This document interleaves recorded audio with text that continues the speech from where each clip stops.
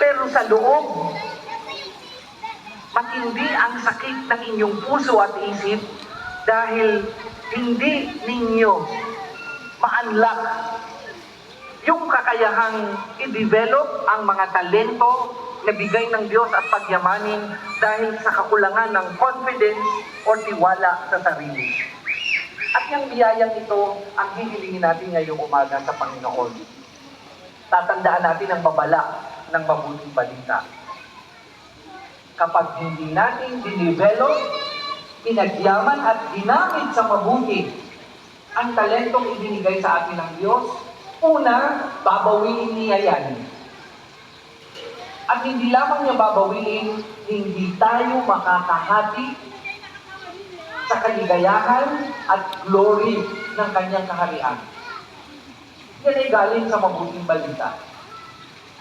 Ang sino mang hindi pinagyayaman ang talentong bigay ng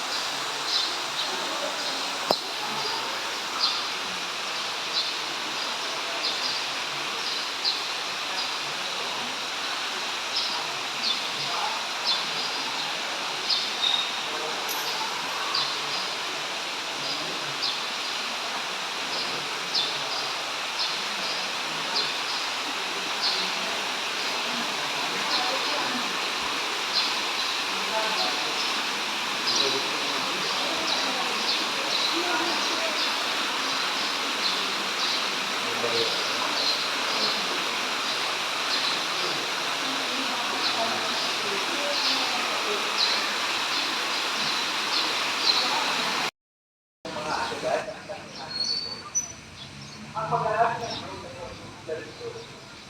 May isang taong maglalakbay, kaya tinawag nila ang kanyang mga alipin sa pagkakawala ng kabilaan ng mga alipin. Binigyan niya siya ng kalapit. Kanya ang kalapit na bawat sa akin ng kanyang kakayahan. Binigyan niya ang isa ng mag-isip. Ang isa na may dalawang isip at ang isa pa rin sa nagiging isip. Pagkatapos na yung panin, pumayo agad at tumanggap ng mga sitwasyon ng halakan yun. At nagpupunta ng nagiging isip. Kaya hindi naman ang tumanggap ng dalawang isip ito ay nagpupunta ng dalawang isip. Kung ang tumanggap ng isang isip ito ay bumukay sa iba at ginagawa ang salapin ng kanyang Panginoon. Pagkaraan ng mahabang panahon, bumalik ang Panginoon ng mga isip at pinag-isip sila. Lumaki ang tumanggap ng limang ipo.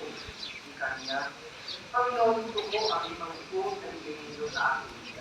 Ito po ang limang ipo na inubo ko. Iyawit sa kanya ng Panginoon magaling, tapat at mabuting galing. Yakong nagsisapat ka sa kaunting halaga, pamamahalain kita sa malaking halaga. Pakinggan ka sa aking kasalanan. Lumapit Amin. Sumainyo ang Panginoon. At sumayin. Itaas sa Diyos sa inyong puso at diwa. Inaas ka namin sa Panginoon. Pasalamatan natin ang Panginoong ating Diyos. Marapat na siya'y pasalamatan. Ang walang makapangyarihan tunay ng marapat na ito ay aming pinasasalamatan.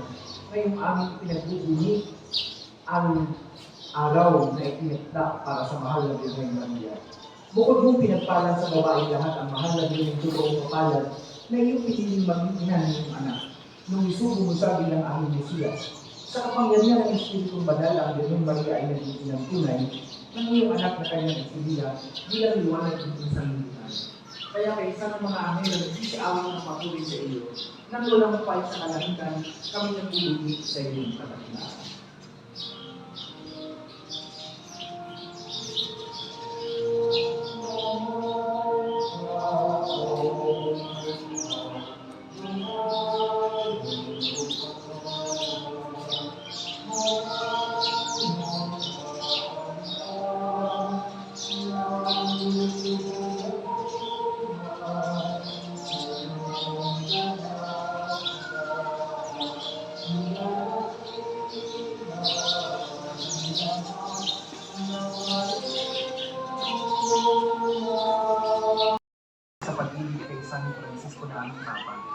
Gilbert na aming obispo at ng tanang kapatiran. Alalahanin mo rin ang mga kapatid namin na nilay nang may pag-asang sila'y muling mabubuhay kay hindi ang lahat ng mga pumanaw. Kawan mo sila at patuloy sa iyong kaliwanagan. Kawan mo pagindapatin kami lahat na matasalo sa iyong buhay na walang wakas. Kaisa ng mahal na Birhen Maria na ina ng Diyos. Kaisa ni San Jose na kanyang kalinis-linisang esposo.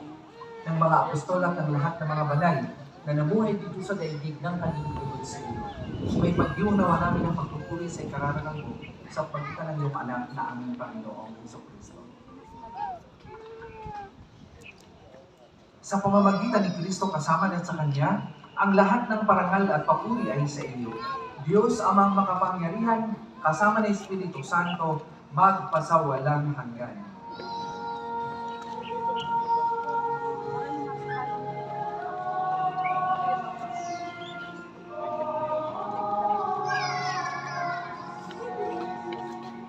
Magsitayo po ang lahat. Sa tagubilin naman nakagagaling na utos sa turo ni Jesus na Panginoon natin at Diyos, ipahayag po natin ng lakas loob.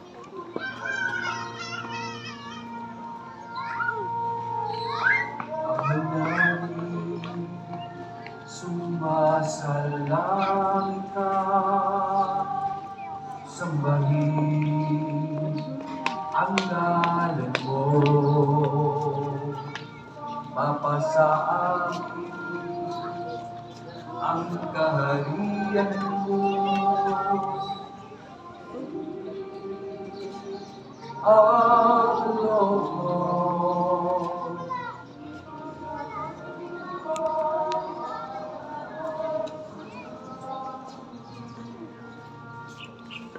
Yan kami kayo ng aming kakanin sa araw-araw.